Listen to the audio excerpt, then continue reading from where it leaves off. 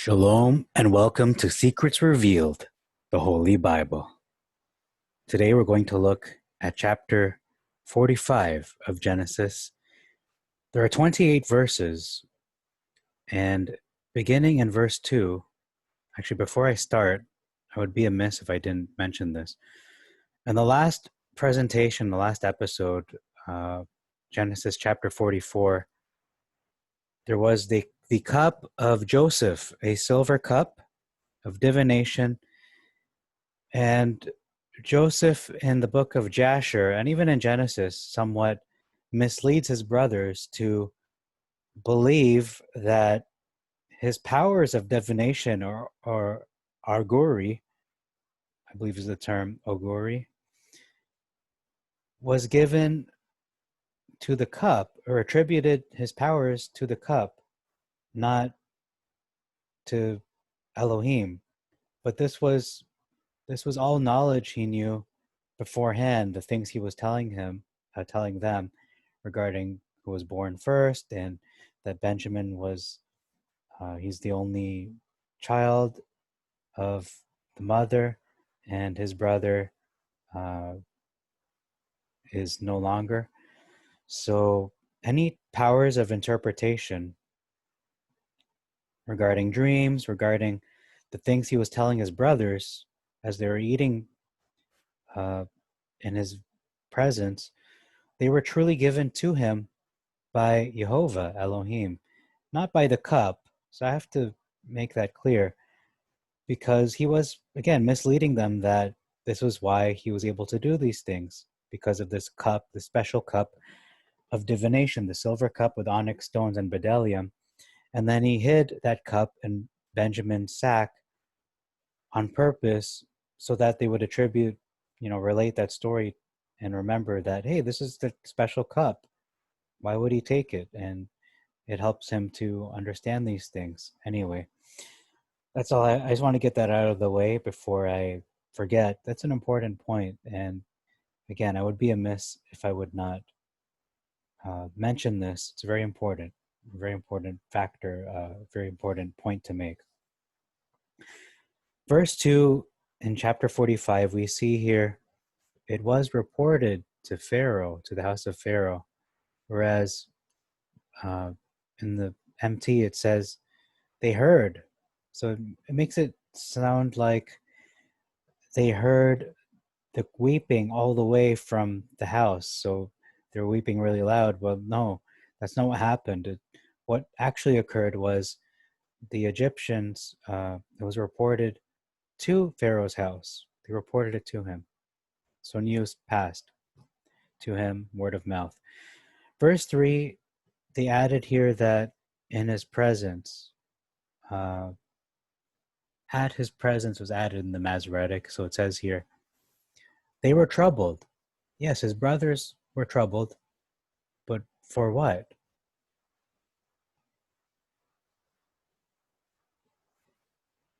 They were troubled at what he said. He told them, I am Joseph, does my father yet live? But here it says they were troubled at his presence. So maybe they found him scary or intimidating.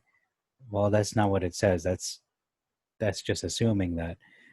We know that this is a reaction to what he just said. Not at his presence, not the way he looks, because otherwise they would have been troubled at the first time they saw him, at first glance. Next verse we see is 7. Verse 7 says, even to nourish a very great remnant of you. So he's telling them, this is why Elohim sent me here. It wasn't really you who put me here. Yeah, they made that decision, but it was Elohim's plan, that there might be left to you a remnant upon the earth, even to nourish a great remnant of you, to nourish you as a family, as a people. And you're not just going to remain, you're going to be a huge population. In the MT, it says here, I was brought here to save your lives by a very great deliverance. So you can see that it's only saying, okay, I saved just you, brothers, 11 of you. Where it says, no, I'm here to nourish a very great remnant of you. Not just you, but your sons, your daughters, and my father as well. And you're going to grow. We're going to be very numerous, essentially, because he's saying a great remnant. How can they be a great remnant if there are only 11 of them and they're kids? Verse 10 says, Gesem of Arabia, right here.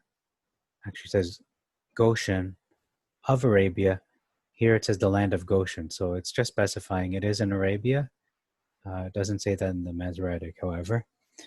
Verse 16, we'll just scroll down. Verse 16 says, household. Okay. So the report of this news that Joseph's brothers are there, Pharaoh was glad, and so was his household. So you can bet his wife, his children, everybody and belonging to his house. The Masoretic says his servants. So that seems to indicate, maybe his children and family were not happy at the news. It was only Pharaoh. Whereas no, the Septuagint says everybody in his household, Next is verse 19. You charged them thus. So this is Pharaoh's instructions to Joseph, his statement to Joseph. He's verbalizing, tell your brothers to do this. Take for them wagons. So this is his commandment to his brothers. So you tell them this. You command them this. As opposed to saying, now you are commanded. Why would he speak like that to Joseph? I know he's subservient to Pharaoh, but still he doesn't speak like this to him. He says, you are commanded this do, you take wagons. So he's pretty much commanding Joseph, where that's not the case. He's telling Joseph, you command your brothers. And it's not a harsh command. It's a command to be able to get food, to be prosperous, and to feed yourselves and your families. Get blessings, basically. Next verse is 20. Be not sparing in regard to your property. Be not sparing. What does this mean? It can mean don't hold back. Get the best. Help yourself to what you need in terms of the property, in terms of the land. Because all of the good of Mizraim, Egypt, shall be yours. The Masoretic says, regard not your stuff. What does that mean? Well, some people may think, don't take care of your things, don't look after it. I used to read this to understand that don't worry about your own food, just get more food. Don't worry about your belongings, your possessions, because all of Egypt is yours. So don't just look at what you have already, but all of Egypt is yours. So, but now I understand it more clearly because of the Septuagint expressing it thus: be not sparing in regard to your property.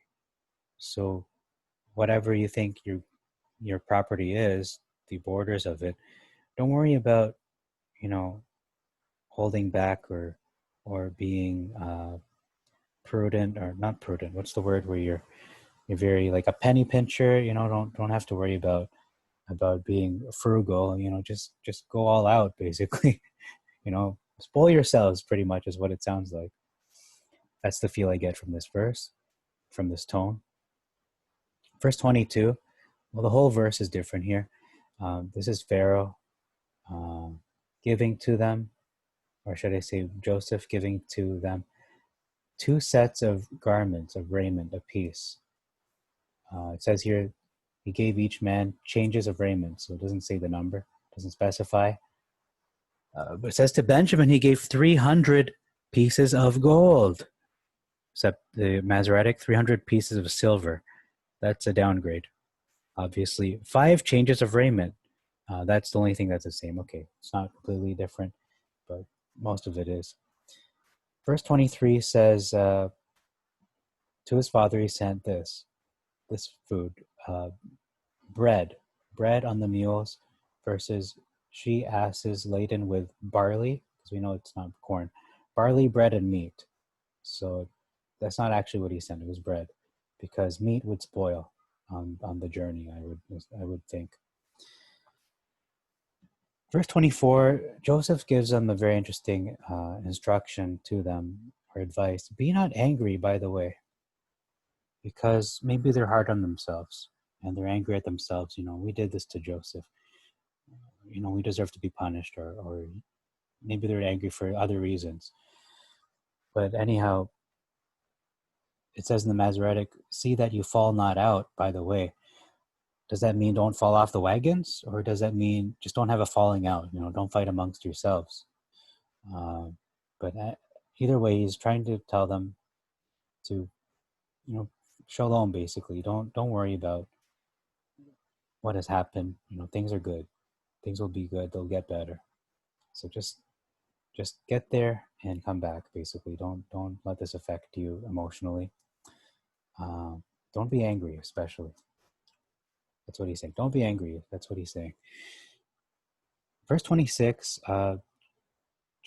Israel was amazed. It says he was amazed at the news that they reported to him because he did not believe them. He was just amazed. What? That's too good to be true. That's amazing. No, I don't believe this.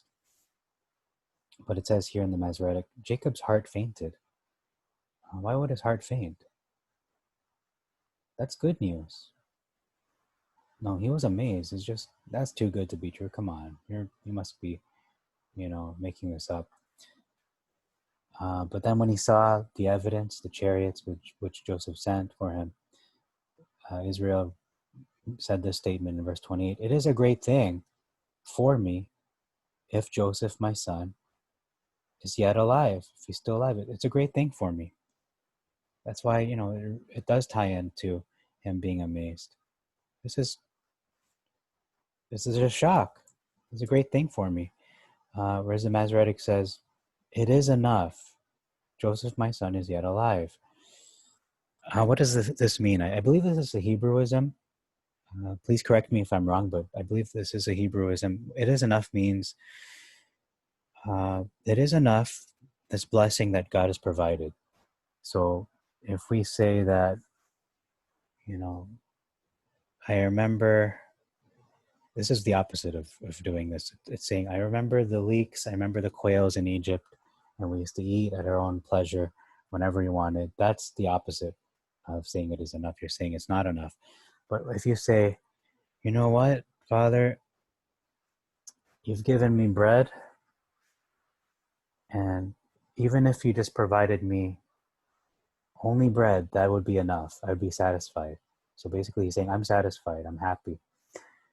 But if God provides bread and rice, or maybe bread and lentils, hey, that's a bonus. But bread is enough. I'm happy just with that alone.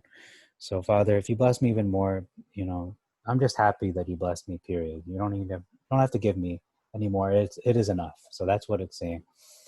The Hebrewism, according to my understanding. However, the Septuagint does say, it is a great thing for me if Joseph, my son, is yet alive. It is a great thing. This is, I almost can't handle it. It's so great. I am amazed. My heart is glad. So that's all I have to say about this chapter. Thank you for your time. May Jehovah bless you and make your way prosperous. Until next episode, this is Jack Knight signing off for Secrets Revealed, the Holy Bible. Shalom.